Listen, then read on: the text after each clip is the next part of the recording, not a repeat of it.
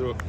Gavin, big victory on Saturday. Just walk us through the emotions there of that rivalry game and the importance of bringing that bell back to Clifton. I mean, we harped on it all season. A lot of the guys got up in front of the team. We brought guys, previous players in to talk about the rivalry. Something that we didn't really do my first couple, 4 years here. We kind of, I think, took advantage of that and didn't really emphasize how important this game really was. Kind of took it for granted. In this offseason, we really harped on it, and we were able to come out victorious. Talk about the second half adjustments there on Saturday. Obviously, Corey was slow in the first half, 7 carries for just 30 yards, and then really opened things up in the second game. Evan rips off that 60-yard touchdown run. What was working for you guys scheme-wise in the second half to get that running offense going? We started off, we didn't really change a lot of plays we had. They just were over pursuing to the ball. So we used a lot of motions and, Z calls and everything to our advantage. Kind of got them moving, got them out of their gaps. And once we were able to do that, opened the run game up a little bit. It just keeps getting better throughout the game. And it finally, started to open up, and we did pretty well second half. Awesome. And then talk about the confidence level within the locker room. Obviously, you get that victory, but it's quickly turning the focus to a Big 12 conference opener versus Houston. Talk about what the confidence and the morale of the locker room was like after that victory. I mean, it was awesome. It was great. Really needed that one to get bounced back from the previous week. But full attention on to Houston this week. We haven't won a Big 12 game here in Nippert yet. So that's the whole goal, is to just go 1 week at a time. Our goal of ours is to defend Nip and ultimately get to Dallas. So that starts this week, just 1 game at a time. And now you talk about the offensive line. Obviously, you see D'Artagnan go down. Talk about the impression of Jonathan Harder in the offseason. He's had to really been putting himself in position to come in this year and make an impact. I mean, he before even DT went down, Harder came in. And it played really well. So then, when that happened, he just finished the game and didn't really do anything wrong and did a great job for us. Harder's done a great job. He's excelled in and developed in every part of his game. Continuing to get faster. His knowledge of the system and everything we do is grown a lot. And he'll be really good for us.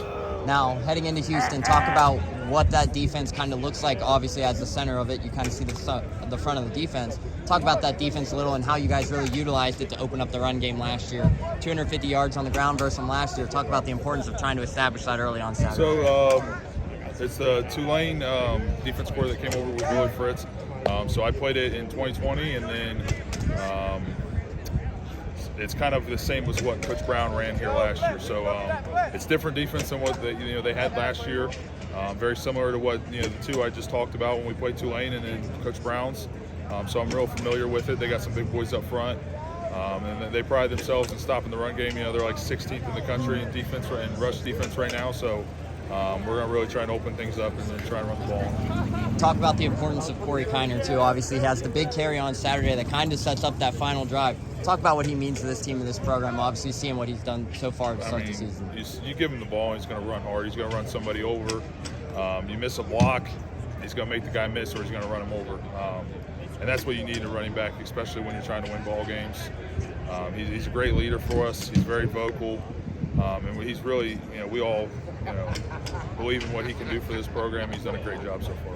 What were your impressions like when you see him break that 40-yard run after running over the reigning MAC Defensive Player of the Year and Matt Salapak? Did you have any reactions? Or I had the wrong call up front to where I didn't push the point, the ID to him, so we didn't block him. If we would have blocked him, it would have been a little bit easier. He might have ran out there, and he kind of got a little stunned at first when he ran him over. That's why he didn't take off in a sprint. He kind of just jogged down the field because he said he was a little dizzy.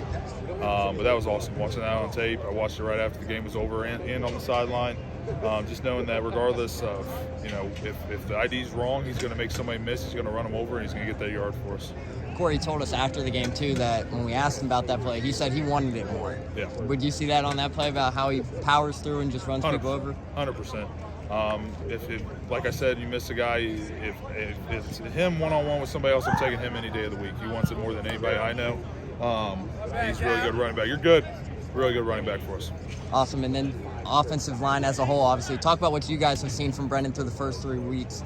Hasn't created a turnover yet? Just overall, what have you seen from Brendan Sorsby through the first 3 weeks? Man, he's a really good football player. And he's done a lot of great things for us. He communicates very well to us up front.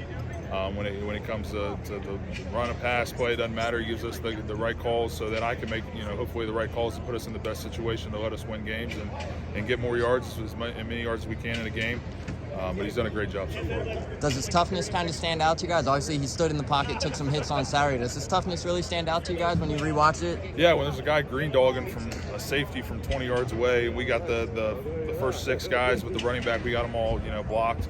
The free safety's coming rolling down from 20 yards. He's just standing there flat-footed in the pocket. You see him, just stand there and deliver a ball and know he's going to get hit. And he's okay with that. Just whatever he can do to help this team win. He's a really good football player. Awesome. And then your message to the fans, obviously another Big 12 home opener here. What's your guys' message heading into Saturday? We're just real excited for everybody to come out. Unfortunate, the second home game of the year. We promise that we're going to play better. We're going to finish the game. We're going to get that first Big 12 victory here inside Nippert. Awesome. Thanks, Gavin. Yep.